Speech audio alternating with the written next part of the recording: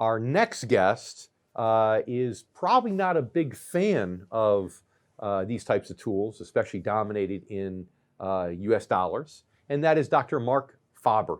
He's an economist and a market forecaster. He's also publisher of the Gloom, Boom, and Doom report, which is available at gloomboomdoom.com. That one always gets me in the teleprompter. Marc, thanks so much for being back with us on The Income Generation. Well, thank you very much for having me on your program. Of course.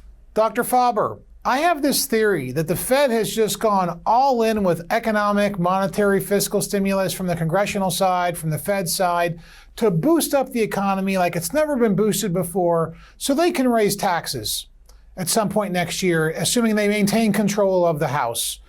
How do you think President Biden's economic policies going forward could impact the markets and the economies? Well, obviously, the markets are impacted by many different factors, but mostly at the present time by monetary factors. And there's still plenty of liquidity. And people are talking, following last week, about monetary tightening.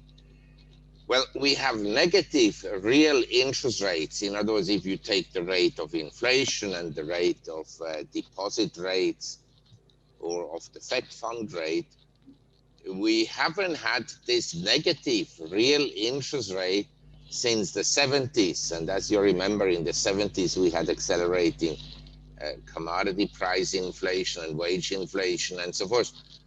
So I think that to talk about monetary tightening at the present time is a very relative expression.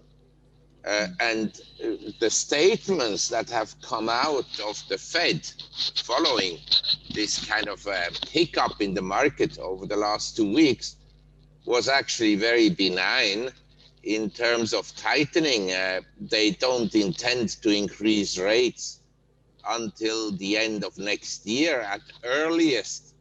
And they have plans about employment levels and so forth, which in my opinion would take a long time to be reached. Well, true. That's Dr. Faber, let me interject for a minute. That's true. But what the Fed is doing is they're feeding this inflation monster, and fear has turned in reality, and things are getting more expensive. Supply lines were hurt. Demand is up. And so are we going to see inflation like we saw in the 70s? Is that possible?